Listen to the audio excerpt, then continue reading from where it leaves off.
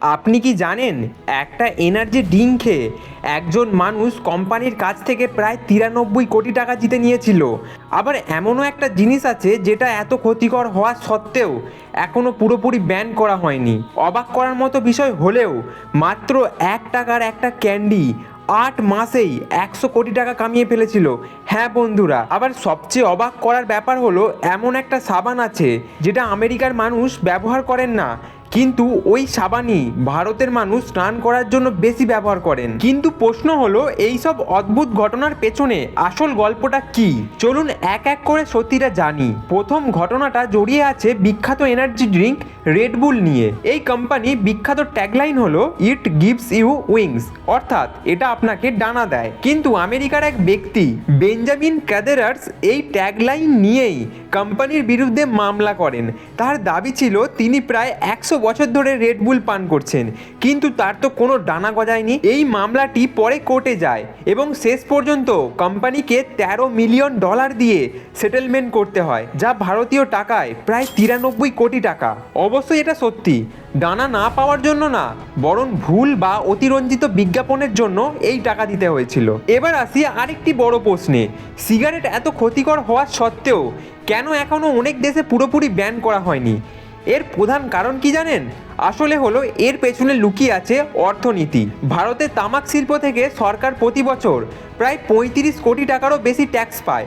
শুধু তাই নয়, পুরো তামাক শিল্প মিলিয়ে অর্থনীতিতে প্রায় 13 লক্ষ কোটি টাকার কাছাকাছি। আর যদি হঠাৎ করে সিগারেট পুরোপুরি ব্যান করে দেওয়া হয়, তাহলে অনেক পুরুষ ব্ল্যাক মার্কেট থেকে সিগারেট কিনতে শুরু করবে।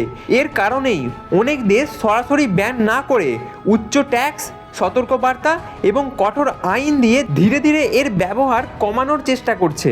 এবার আসি একটা অবিশ্বাস্য ব্যবসার গল্পে। ভারতের এক জনপ্রিয় ক্যান্ডি আপনিও নিশ্চয়ই খেয়ে থাকবেন, পালস ক্যান্ডি, যা তৈরি করেছেন ডিএস গ্রুপ নামক এক কোম্পানি। এই ক্যান্ডির দাম মাত্র 1 টাকা, কিন্তু লঞ্চ হওয়ার পরেই এটা এত জনপ্রিয় হয়ে যাবে তা কেউ জানতো না। সে মাত্র 8 মাসেই প্রায় 100 কোটি টাকারও বেশি আয় করেছেন। এই ক্যান্ডির সাফল্যের মূল কারণ হলো এর কাঁচা আমের ইউনিক টেস্ট এবং মশলাদার ফিলিংস, সাথে শক্তিশালী মার্কেটিং এবং ডিস্ট্রিবিউশন। এই ছোট্ট ক্যান্ডিটিকে বানিয়ে দেয় ভারতের সবচেয়ে জনপ্রিয় ক্যান্ডিগুলির মধ্যে একটি। এবার আসি একটা সাবান নিয়ে। বিখ্যাত সাবান ব্র্যান্ড লাইফবয় নিয়ে অনেক সময় একটা দাবি শোনা যায় যে এটা নাকি আমেরিকার মানুষদের জন্য ব্যবহার করা যায় না। আসলে বাস্তবের বিষয়টা একটু ভিন্ন। এই সাবানটি মূলত অ্যান্টিব্যাকটেরিয়াল ক্লিনিক সাবান হিসেবে তৈরি করা হয়েছিল এবং বিভিন্ন দেশে এর ফর্মুলা ও ব্যবহার আলাদা হতে পারে।